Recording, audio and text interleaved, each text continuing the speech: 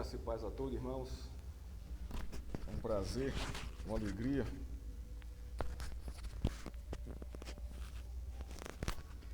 estar na casa do Senhor para cultuarmos o seu nome, para conhecermos mais a sua pessoa e nos deleitarmos na sua graça e na sua misericórdia. Abra sua Bíblia no Salmo 14.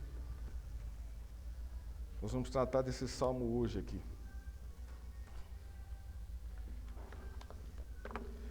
Nós não vamos tratar aqui do ateísmo.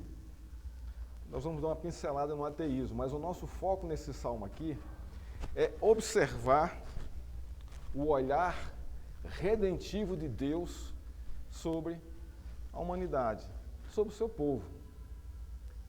É interessante isso, né? Se nós observarmos as escrituras, né, de Gênesis e Apocalipse, a gente vai ver justamente Deus agindo com esse propósito. Ele está revelando para o homem caído a sua redenção.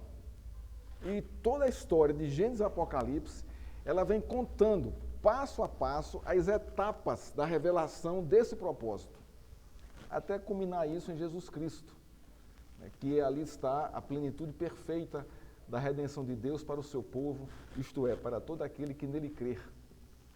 O Salmo 14, irmãos, nós vamos observar justamente isso aqui. Nós vamos observar pelos olhos do salmista a realidade em que se encontra a humanidade. E também pelos olhos do salmista, que está inspirado no olhar de Deus, nós vamos observar aqui, não é, o olhar redentivo de Deus para o seu povo e para essa humanidade caída. É um salmo belíssimo, o Salmo 14. Belíssimo, belíssimo. Diz assim o salmo: diz o insensato no seu coração, não há Deus. São corruptos e praticam abominação. Já não há quem faça o bem. Do céu, o Senhor olha para os filhos dos homens, para ver se há quem tenha entendimento, se há quem busque a Deus. Todos se desviaram e juntamente se corromperam. Não há quem faça o bem, não há nenhum sequer. Será que não entendem nada todos esses que praticam a iniquidade, que devoram o meu povo como se fossem pão e que não invocam o Senhor? Lá ficarão, tomados de grande pavor, porque Deus está com a linhagem do justo. Vocês querem frustrar o conselho dos humildes, mas o Senhor é o refúgio deles. Quem dera de Sião viesse já a salvação de Israel. Quando o Senhor restaurar a sorte do seu povo, Jacó exultará e Israel se encherá de alegria. Baixe sua cabeça, vamos orar ao Senhor mais uma vez. É sempre bom e saudável. Pai, acabamos de ler Tua palavra. E nós precisamos que o Senhor abra o nosso coração, o nosso entendimento para, Senhor, entendermos, Senhor, a Tua palavra e aplicarmos os ensinos dela ao nosso coração. Dá-nos a alegria, Senhor, de olhar com os Teus olhos a história da redenção, Senhor, revelada na Escritura. Ó Deus, nos abençoa com isso. Nós te pedimos em nome de Jesus. Amém. Entender a história da humanidade como os fatos realmente foram e são, é necessário olhar com atenção como eles aconteceram e acontecem. O olhar aguçado, honesto e temente evitam as tendências pessoais e as falsas interpretações e narrativas. Então, você observar um fato na história, no seu contexto, no seu dia a dia, uma notícia, para um pouco e pensa. Pensa e analisa o que você está vendo. Não engula isso como se fosse a verdade absoluta do que você está vendo e ouvindo. Mas pondera. Para um pouco e pensa. E você que é cristão, quando você observar esses fatos que estão aí na história, leva para a Bíblia. E começa a observar os fatos da sua história, do seu contexto, por meio das Escrituras. Porque elas vão dizer, elas vão trazer claramente o seu significado e o que está acontecendo. Entender a história da redenção de Deus para o seu povo, realmente como ela se processa e é revelada, é necessário olhar com atenção e temor o que está revelado na Bíblia. É preciso um olhar honesto e temeroso, respeitando a visão que Deus dá ao tema, para se evitar as interpretações tendenciosas e as falsas teologias e as heresias. O princípio é o mesmo. No Salmo 14, o salmista revela a insensatez do coração humano, desenhando o retrato da situação da humanidade. Ela não crer em Deus. Esse é o retrato. Diz o insensato no seu coração, não há Deus. Esse é o retrato que o salmista, ao observar a sua cultura, ao observar a sua sociedade, ao observar o seu povo, o povo da aliança, ele chega a essa conclusão.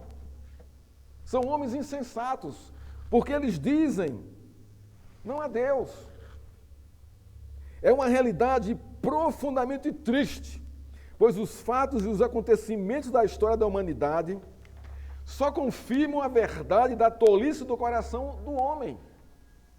Observe à nossa volta as crises, os conflitos dentro de casa, nas famílias, nos vizinhos. Por que isso?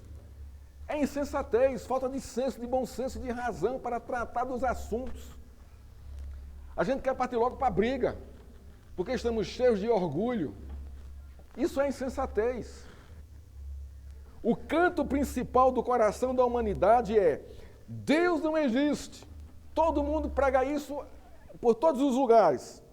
Isso é pregado pela grande maioria das filosofias, da cultura, dos meios de comunicação, das artes, da literatura, da música, nas escolas e nas universidades. É de uma insensatez imensa. É isso que o salmista está observando, é quando ele olha para a sua nação. Mesmo sendo uma nação escolhida por Deus. O homem nasce e é projetado para a incredulidade, por sua própria natureza. E é potencializado a descrer de Deus pelo meio que o cerca. Então, esses dois fatores estão sobre o homem para desviar a sua atenção, para trazer, para promover mais ainda e potencializar a sua natureza caída, que não crê em Deus. No hebraico, existem 3 palavras para insensato. 3. Todas elas apontam para a orientação moral e não para a capacidade intelectual. Então, quando a Bíblia fala do insensato, ela tem aí dois princípios, 2 orientações. A primeira é revelar a insensatez do homem, do seu coração. E a segunda é orientá-lo para a moral. Chamá-lo para a moralidade dos fatos, das coisas e da sua própria vida. O insensato é alguém que rejeita deliberadamente a sabedoria, a verdade e a moral e a realidade dos fatos. Ele pode ser chamado tolo, estúpido. É aquele homem que rejeita a sua verdadeira imagem de si mesmo.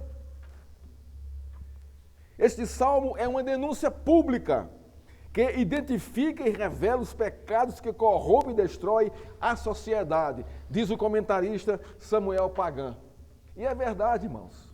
É verdade. Esse salmo é aplicado hoje, nos nossos dias, claramente. É como se nós vivêssemos os mesmos dias do autor de Davi, naquele contexto.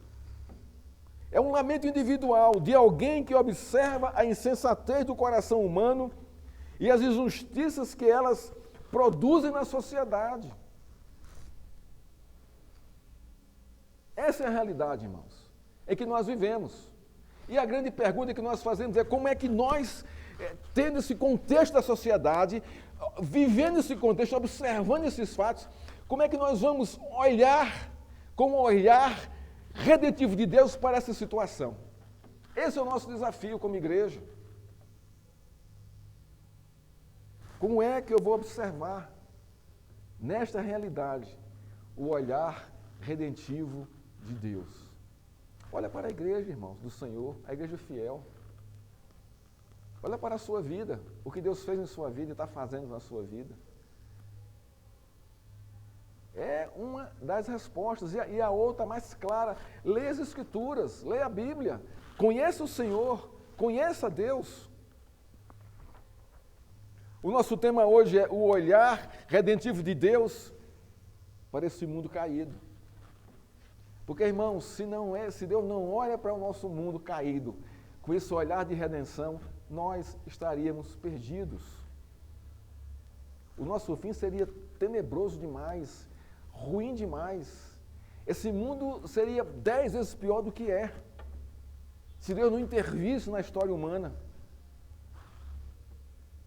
Vejamos o que esse salmo nos ensina. Primeiro,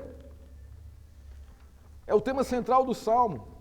O insensato nega a existência de Deus, no verso 1. O verso 1 aponta para o tema principal do salmo, a incredulidade prática da maioria dos homens.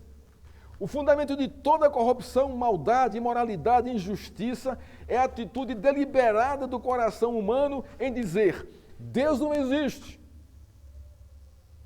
Dizer e crer que Deus não existe é negar a intervenção dele na história humana, é negar a origem da própria existência, é negar a razão e o propósito da vida humana.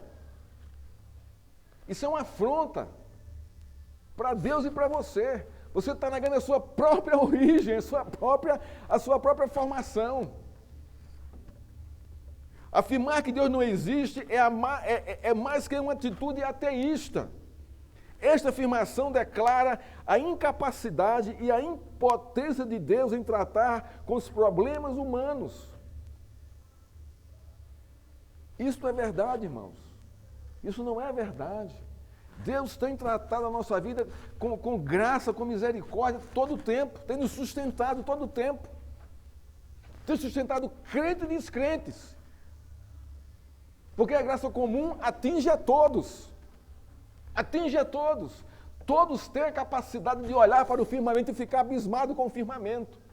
Todos têm capacidade hoje de olhar para essa lua cheia, bonita e maravilhosa, e dizer: isso não pode ser fruto da criação de uma explosão cósmica. Não tem como. Está tudo em equilíbrio. Nada se perdeu desde a fundação do mundo. Nada se moveu do lugar. Tudo continua justamente como foi criado, desde o começo. Tudo. E é impossível alguém olhar e não perceber nessa arquitetura do cosmos, do universo, a mão de Deus ali fazendo todas as coisas. Deus, irmãos, ele tem a capacidade e o propósito e a potência de tratar dos problemas da vida humana. O nosso coração que é duro, que não percebe, que não aceita, muitas vezes, a sua mão, a sua vontade, a sua disciplina, e nem o seu amor. Há uma frase no meio cristão que diz o seguinte: se fulano não vier pelo amor, ele vem pela dor. Isso é uma falácia, isso não é verdade. Isso não está na Escritura. Porque todos, sem exceção, são chamados por Deus por meio do seu amor. João 3,16, porque Deus amou o mundo, que deu seu Filho unigênito, para que todo aquele que nele crer não pereça, mas tenha vida eterna. O que é que chama os homens a Deus? O amor dele. A dor já faz parte da nossa vida. Ninguém vai a Deus pela dor, irmãos, mas vai pelo amor. Vai pelo amor. O insensato é aquela pessoa em profundo conflito existencial, em profundo conflito de identidade, em profundo conflito com o mundo criado ao seu redor e com ele mesmo. Ele não tem o bom senso para avaliar essas coisas, ou ele não quer avaliar essas coisas. Quanto à crise existencial e à crise de identidade, eu me refiro à negação e o repúdio da grande maioria dos seres humanos em aceitar ter sido criado à imagem e semelhança de Deus. Eu não preciso nem falar sobre isso aqui hoje em nosso meio. A semana passada, o pastor da Igreja Batista foi intimado pelo Ministério Público para dar satisfação, porque na escola dele, ele disse: olha, aqui você tem que dizer que menina é menina e menino é menino. Aqui não tem essa questão de gênero. Isso não existe. Isso não é bíblico. E alguém denunciou, e ele foi chamado ao Ministério Público para dar satisfação com relação a esse fato aí. Olha só em que mundo nós estamos. E ele foi e disse, não, eu falei a verdade, está na Escritura. Está na Escritura. E é justamente isso, irmãos, que acontece. Por quê? Porque há uma insensatez tremenda na mente das pessoas. Vivemos em nossos dias uma crise profunda sobre a identidade original dos seres humanos.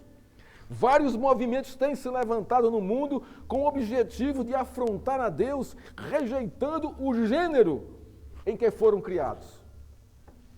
Homem é homem, mulher é mulher. Não existe um terceiro gênero. Isso não existe, isso é a criação da mente insensata do ser humano, do coração caído em pecado.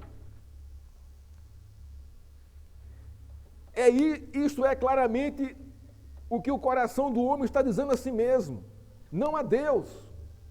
Se não há Deus, toda imoralidade e perversidade é permitida e alimentada pelo coração humano. Por que querem perseguir a igreja, já aqui no Brasil? Querem calar a voz dos pastores? Para que a perversidade e a maldade e a imoralidade não seja mais combatida, não seja mais confrontada. Esse é o insensato, irmãos. A pergunta que fazemos é: como observar o olhar redentivo de Deus em uma sociedade consumida pelo ateísmo prático, que inverte os valores morais, que destrói as tradições cristãs, que cultua a imoralidade e destrói todos que se levantam contra suas ideias? Como observar o olhar redentivo de Deus nesse contexto? E nós só temos uma resposta para isso aqui. Olha para Cristo. Olha para a cruz do Calvário. Observa quantas pessoas, quantos milhares de pessoas Deus tem transformado a vida delas. Tem dado razão à sua existência, propósito na vida, alegria, gozo, libertação do pecado, da condenação eterna. Olha para isso, irmãos. Isso traz esperança. Isso traz alegria ao nosso coração. Ainda no verso 1, o salmista revela o resultado da insensatez. São corruptos. Praticam abominação de todas as espécies. Não fazem o bem. Estas são atitudes provocadas pela insensatez do coração do homem quando ele afirma: Deus não existe. Jesus, irmãos, em Mateus capítulo 15, verso 19, diz: porque do coração procedem maus pensamentos, homicídios, adultérios, imoralidade sexual, furtos, falsos testemunhos, blasfêmias. O problema não é, irmão, a insensatez do coração dos homens. O problema não é a insensatez da mente dos homens. O problema não é eles afirmarem que Deus não existe. Mas o problema principal é o seu coração contaminado pelo pecado. Essa é a questão. Essa é a questão, irmãos. Nega-se a existência de Deus para que a vida em pecado possa ser suportável e tudo pareça normal. Mas não é normal. Tudo é imoral e anormal em nosso contexto. É nesse contexto que Deus envia o seu Filho Jesus Cristo para buscar e salvar o que se havia perdido. Olha o olhar redentivo de Deus. Olha o olhar de Deus para a humanidade, trazendo esperança. O que perdeu-se, irmãos, foi a comunhão do homem com o seu Criador. Deus em Cristo vem redimir esta comunhão. A verdade da existência de Deus, né, não é abalada pela insensatez do homem, nem com o seu grito de que ele não existe. A história vem revelando de modo claro e inteligível que Deus é o Senhor de tudo e de todos. Está na Escritura. O ateísmo não vai abalar os propósitos de Deus. A insensatez do homem não vai mudar os seus propósitos, não tem poder para isso. Quem vai sofrer com isso são os ateus e os insensatos, porque vão sofrer as consequências. Porque Deus tem olhado para a humanidade com um olhar redentivo. Olha para a cruz de Cristo. O Salmo 19 afirma, olha que coisa linda isso aqui, irmãos. Olha que visão esse salmista está tendo aqui. Que coisa linda aqui para revelar a glória do Senhor e a existência de Deus. Diz o Salmo 19. Os céus proclamam a glória de Deus e o firmamento anuncia as obras das suas mãos. Um dia discursa a outro dia e uma noite revela conhecimento a outra noite. Não há linguagem, nem palavras, e deles não se ouve nenhum som. No entanto, por toda a terra se faz ouvir a sua voz e as suas palavras chegam até os confins do mundo. Por isso que os homens são indesculpáveis quando estiverem diante de Deus. São indesculpáveis, por quê? Porque toda a criação, irmãos, revela, né? Proclama a glória de Deus. Estamos cercados aqui por montes, por vales, por cachoeiras, por rios, por represas naturais, irmãos. Acordamos todos os dias e temos um sol para aquecer a nossa vida. Deitamos à noite e temos uma lua bonita, maravilhosa, que também ilumina o nosso caminho. Isso é a graça do Senhor. Isso é os céus proclamando a sua glória. Por isso que todos os homens são indesculpáveis. Então, a insensatez, irmãos, é um golpe, né, do homem para si mesmo, negando que tudo isso que está aí foi Deus que criou. Quem perde com isso são os insensatos. Não é Deus que perde com isso. Deus não é abalado com isso, com a revolta do coração humano. Não é, irmãos. Deus não é abalado com isso. Quem é abalado, quem sofre com isso são os próprios, né, insensatos e incrédulos. O olhar de Deus para a humanidade é redentivo. Isso está revelado na criação e em seu Filho Jesus Cristo, que é a sua revelação encarnada. Cristo é a encarnação de Deus, não é a reencarnação, porque isso não existe na Escritura. Reencarnação é coisa do Espiritismo, isso é coisa do inferno, não é de Deus. Eu falo da encarnação. Deus encarnou, Cristo encarnou a pessoa de Deus para vir trazendo a redenção de Deus para os homens que se arrependem, que creem em sua palavra, que creem em sua pessoa. O segundo né, tema desse salmo, que é interessante a gente observar, está nos versos 2 e 3. O olhar justo de Deus. Olha que coisa linda aqui. Do céu o Senhor olha para os filhos dos homens para ver se há quem tenha entendimento, se há quem busque a Deus. Todos se desviaram e juntamente se corromperam. E não há quem faça o bem, não há nenhum sequer. Irmãos, a grande pergunta aqui, não é? É por que Deus olha para os filhos dos homens? Essa é a grande pergunta. Por que Deus está olhando para mim? Irmãos, eu só ponho meu olhar em alguém se eu tenho interesse em alguém. Isso no bom sentido. Você não vai olhar para alguém se você não tem interesse, ou no que ela é, ou no que ela faz. Então, quando diz aqui que Deus do céu, o Senhor olha para os homens, para os filhos dos homens, então Deus tem interesse, está preocupado, Ele está atento ao que está passando na história da humanidade. O interesse é dele. Aqui não é o inverso, o homem olhar para o céu esperando que Deus faça alguma coisa. Você não vê isso aqui. Em nenhum contexto da Escritura você vê isso, mas você vê o inverso. Deus olhando para a humanidade, para o coração do homem. E dizendo, olha, esta é a sua realidade. E você necessita, se não quiser viver a vida eterna no inferno, crer em mim, crer na minha palavra e crer em meu filho. Então ele olha para a humanidade para ver se há quem tem entendimento e se há quem busca a Deus.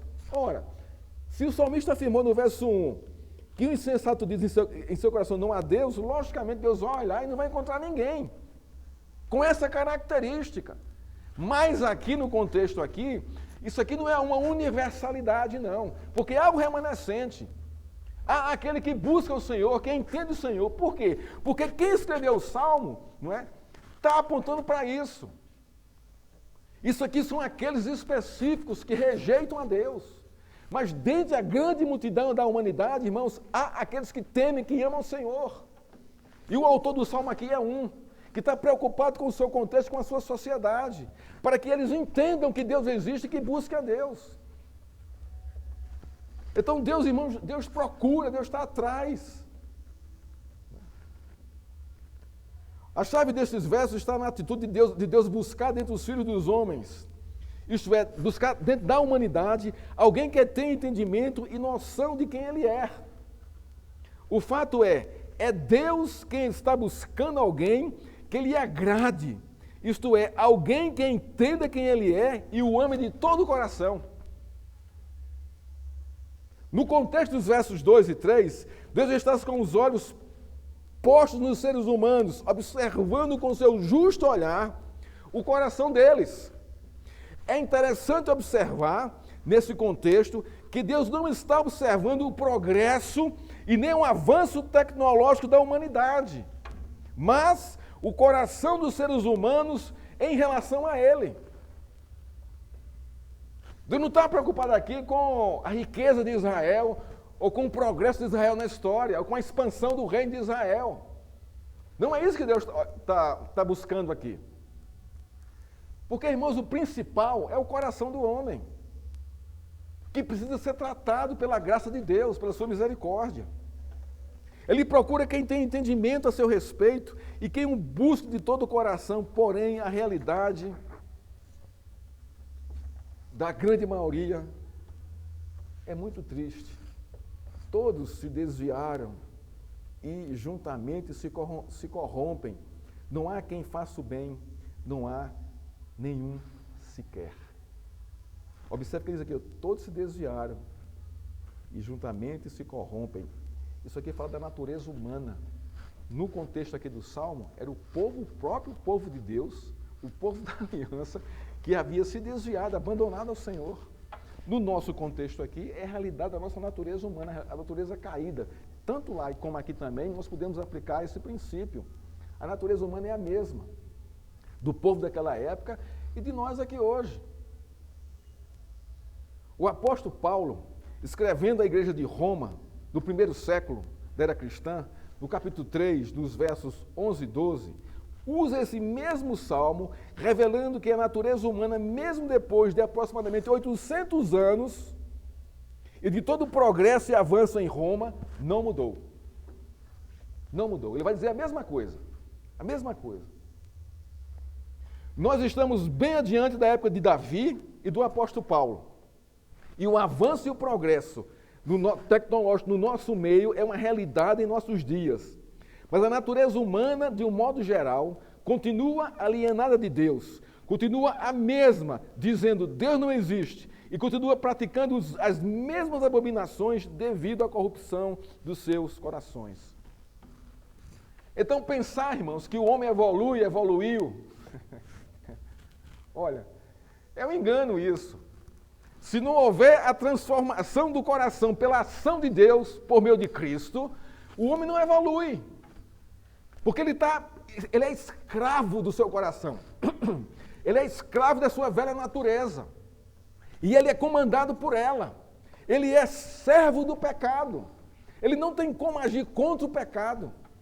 Ele não tem como dizer, não, eu não quero pecar. Porque a sua atitude natural é justamente a sua insensatez na vida. Mas quando Deus entra e age no coração de um homem, a mudança é radical, irmãos, do coração dele. Ele passa a ser nova criatura e as coisas elas todas ficaram para trás. Esse que tudo se fez novo, ele tem uma nova natureza em Cristo. Ele não vai mais estar escravo do pecado, nem querendo pecar, nem querendo usar da sua insensatez para agir na vida, antes pelo contrário. Ele vai começar a conhecer, se relacionar com Deus e vai crescer. E vai viver segundo o coração do Senhor. mesmo ainda nessa natureza. Diante dos olhos de Davi, a maldade havia chegado a tal grau que a corrupção havia se estendido por toda a sociedade de Israel. A maldade reinava no mundo e as pessoas injustas governavam e oprimiam os justos. Olha o verso 4. Será que não entendem nada? Não entendem mesmo. Todos esses que praticam iniquidade são escravos do pecado, irmãos. Que devoram o meu povo como se comessem pão e que não invocam o Senhor. Olha só, que devoram o meu povo. Aqui são as injustiças. Aqui são as injustiças. Deus não só faz o diagnóstico da realidade da humanidade, mas também receita o remédio para a sua doença. Esse é o olhar redentivo de Deus. E qual é o remédio? Crer que Ele existe por meio de seu Filho Jesus Cristo. E que Cristo é galardoador de todos aqueles que buscam a Deus. Esse é o remédio, irmãos. Assim como Davi via em Deus a esperança da salvação, isso está aqui no verso 7, a gente vai chegar lá.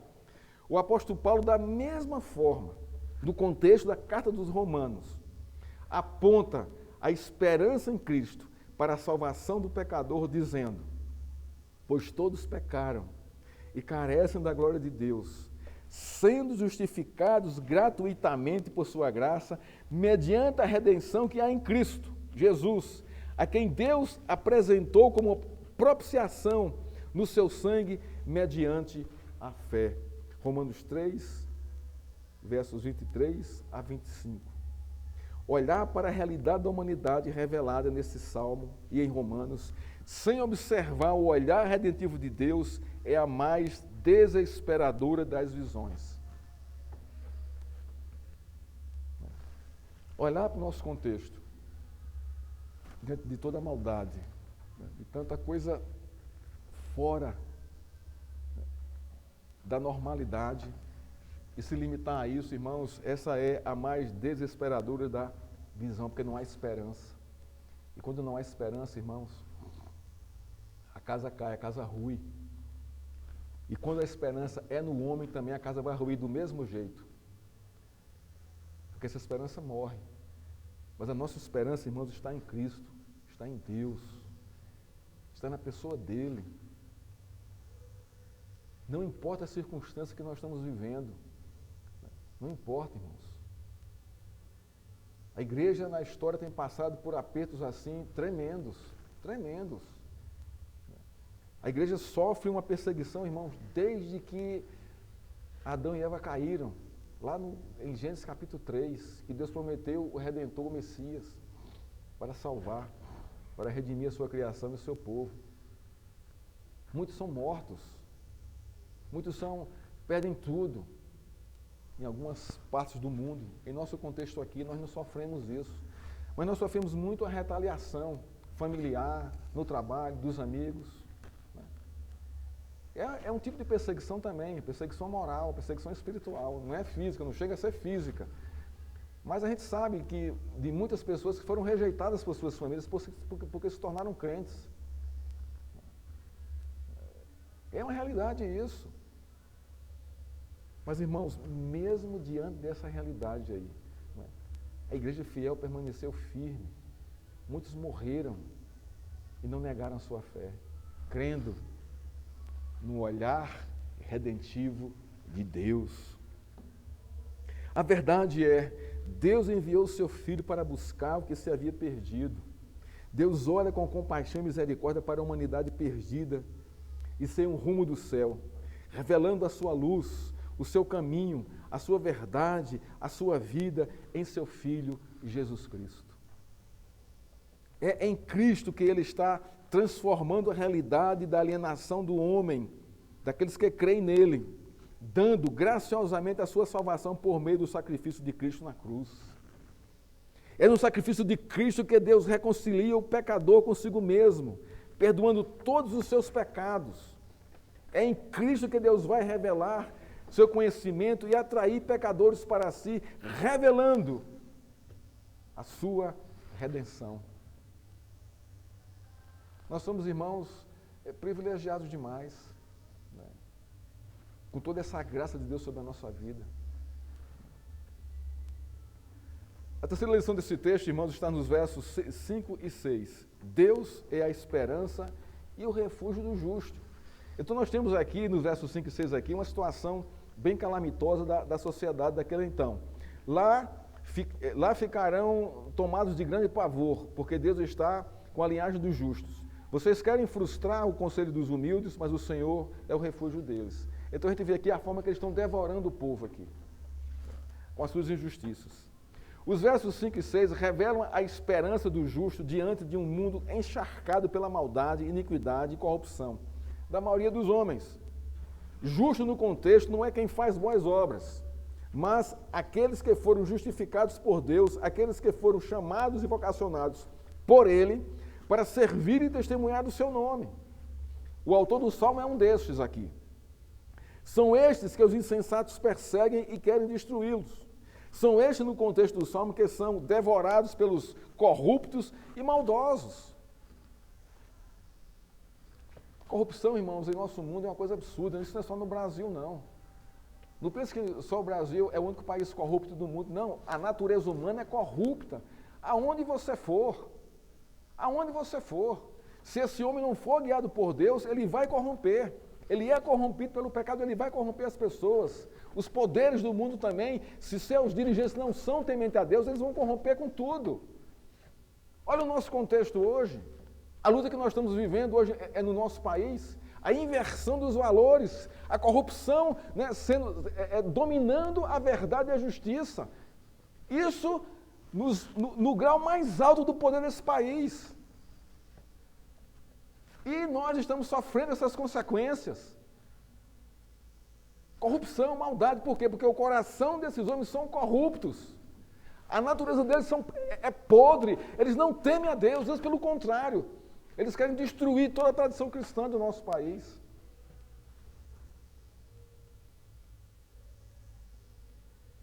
Este é o quadro da história do cristianismo. As perseguições à igreja no mundo, no decorrer da história, é fruto da realidade do ódio dos homens insensatos, que têm Deus, que não temem a Deus e que perseguem tudo que representa o seu nome e querem destruir tudo isso. Contudo, os versos 5 e 6 revelam a intervenção de Deus na história da humanidade em favor do seu povo. Jesus Cristo disse, no mundo tereis aflições, mas tende bom ânimo, eu venci o mundo. Ora, Ele está junto conosco. É como está dizendo aqui no Salmo, né? O Senhor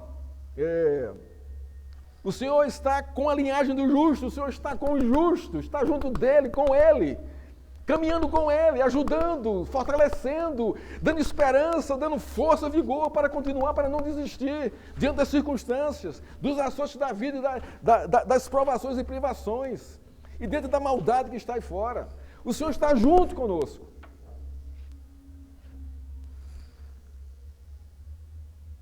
E o verso 6 diz, o Senhor é o refúgio deles. Ora, quem busca refúgio, irmãos? Alguém que está correndo de algo, que está desesperado para encontrar um lugar para se esconder, para ter ali a segurança, para ter conforto, para estar debaixo ali de alguém que venha e me proteja. Esse refúgio é proteção. Irmãos, Deus tem sido nosso refúgio hoje, em nossos dias. Ou você não tem percebido isso? Você acha muito normal sair de casa e trabalhar e voltar, isso dia após dia, e nada acontece, tudo isso é normal. Isso não é normal, irmãos. Isso não é normal. Isso é graça, isso é bênção, isso é cuidado de Deus sobre a sua vida. Mas, pastor, e se eu sofrer um acidente de carro?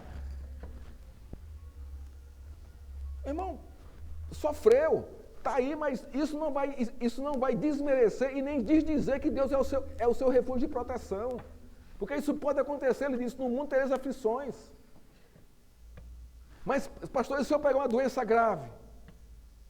Irmãos, Deus está com você, até na hora da morte. Isso é o seu refúgio e sua proteção, e precisa entender dessa realidade, dessa forma as coisas. E observar o cuidado de Deus conosco. Ninguém aqui é imune a qualquer doença, ou qualquer açoite da vida, não, irmãos. Isso faz parte desse mundo que está em juízo. Mas mesmo assim, se Deus tocar o nosso coração e nos levar, vamos para Ele. Se Deus nos fizer adoecer, a nossa doença é para a sua glória. Se Deus deixar que a gente morra, é para a glória dEle. Porque essa é a visão da redenção de Deus. Ele vai cumprir a sua palavra fielmente. Que no último dia ressuscitará a todos que creem em seu nome.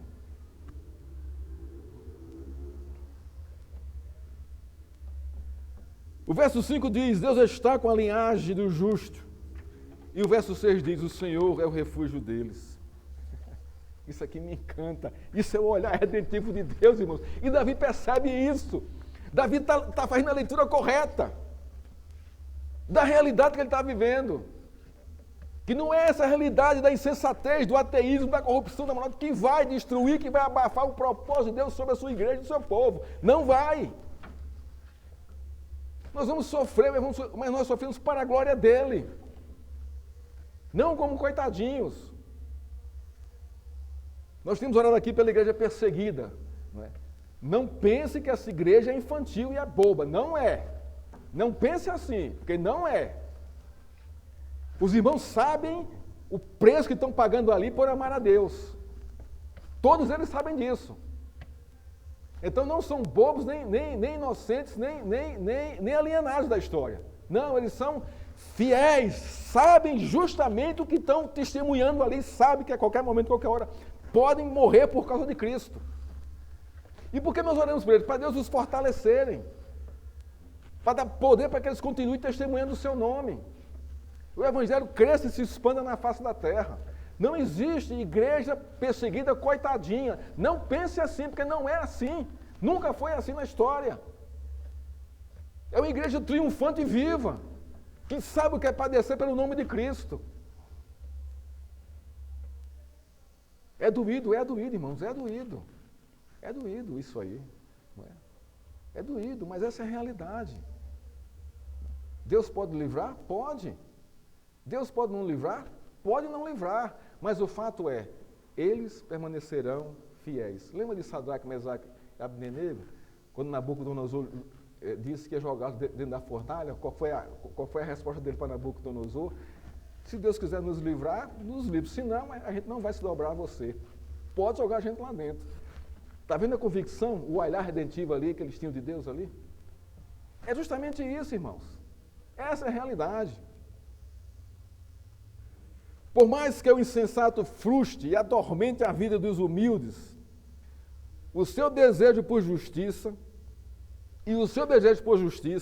Deus é o Senhor e o refúgio deles. Quando Davi, no verso 6, usa a palavra Senhor, toda em maiúscula, está apontando para o Deus da aliança, da sua fidelidade com o seu povo.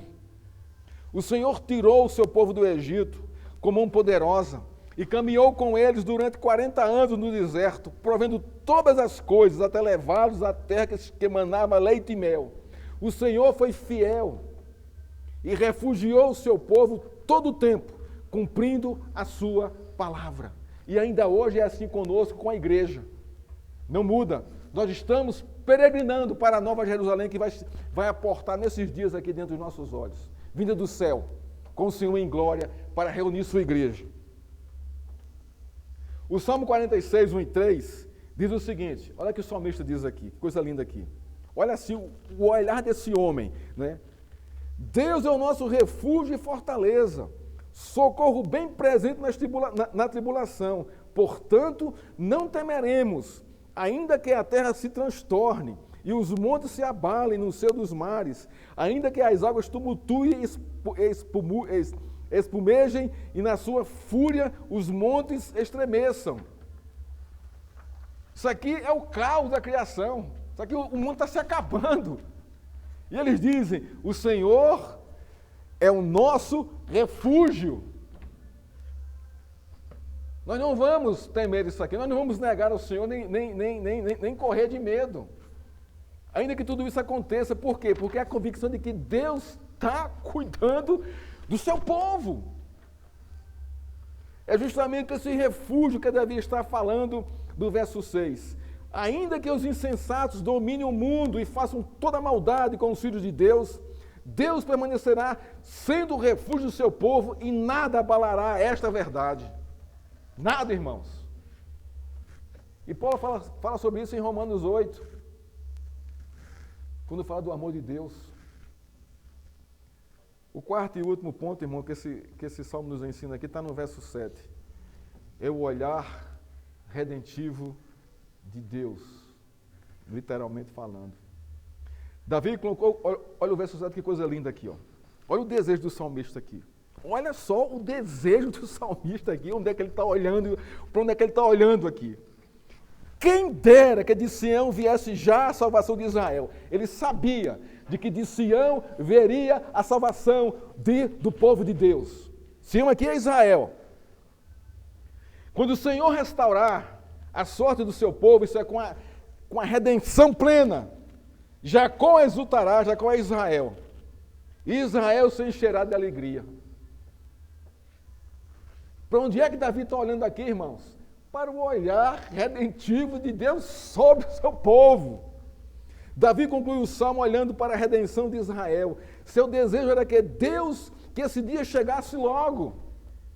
O dia em que a salvação de Israel seria revelada e a redenção de Deus fosse visível. O resultado era a exultação e a alegria do povo. Imagine como será, irmãos, quando esse céu se rasgar, Cristo descer e sua igreja subir para se encontrar com ele nas nuvens.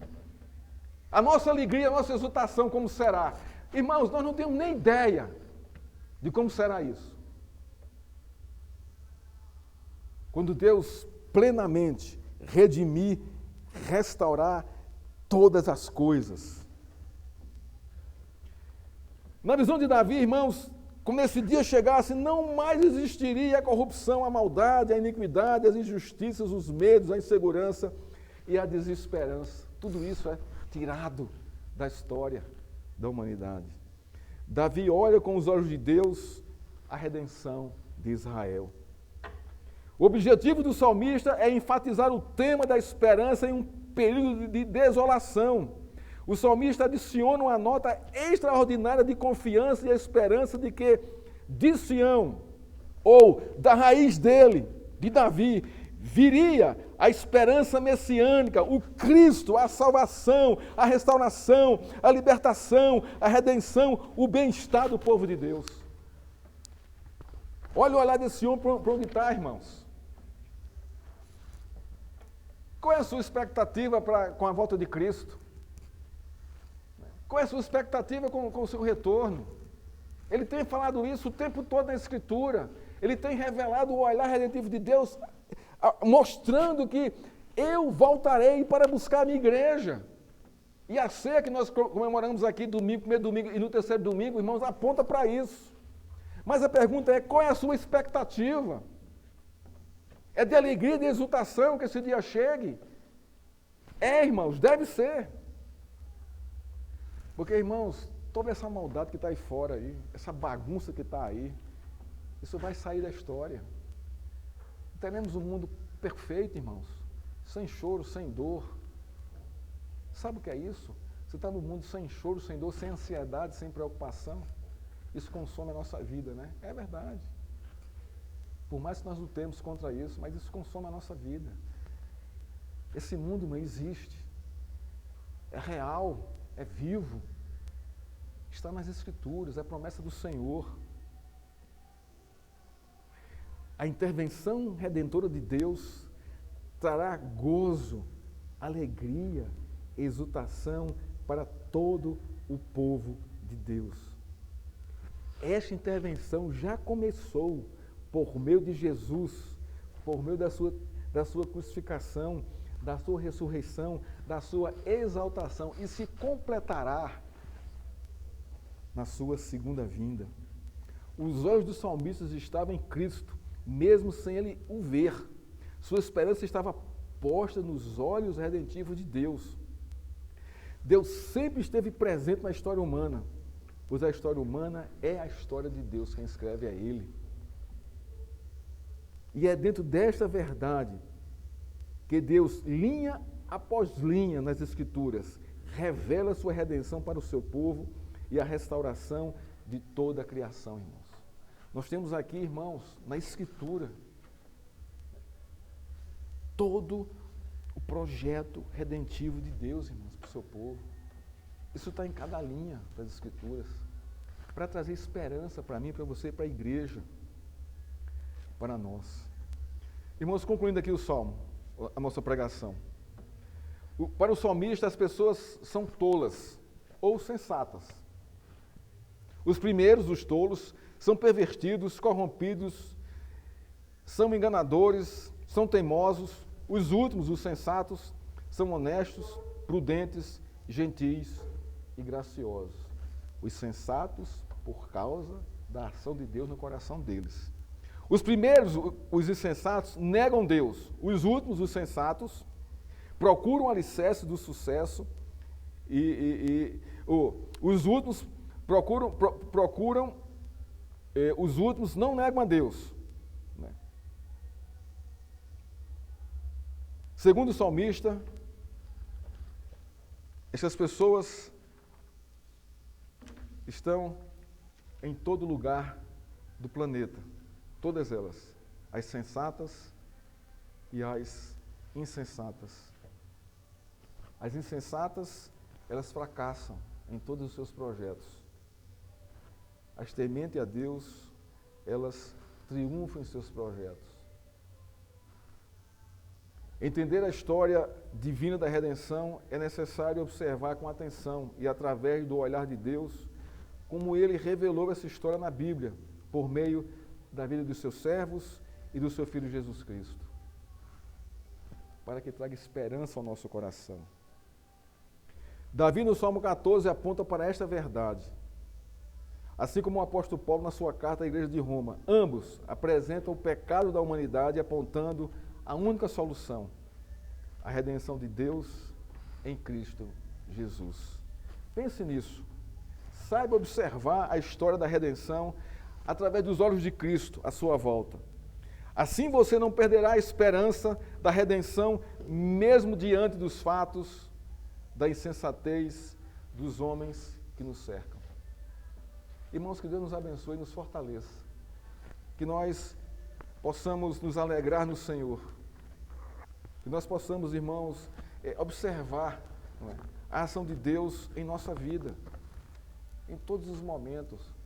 E que Ele está nos levando à redenção final em Cristo Jesus. Ou nos levar antes para a sua glória.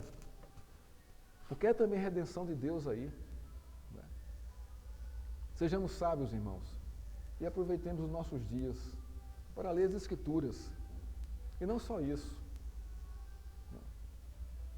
Para testemunhar Cristo em nossa vida, aos nossos amigos, aos nossos parentes, aos nossos vizinhos, de uma forma graciosa e abençoadora. Vamos orar ao Senhor? Pai, obrigado pela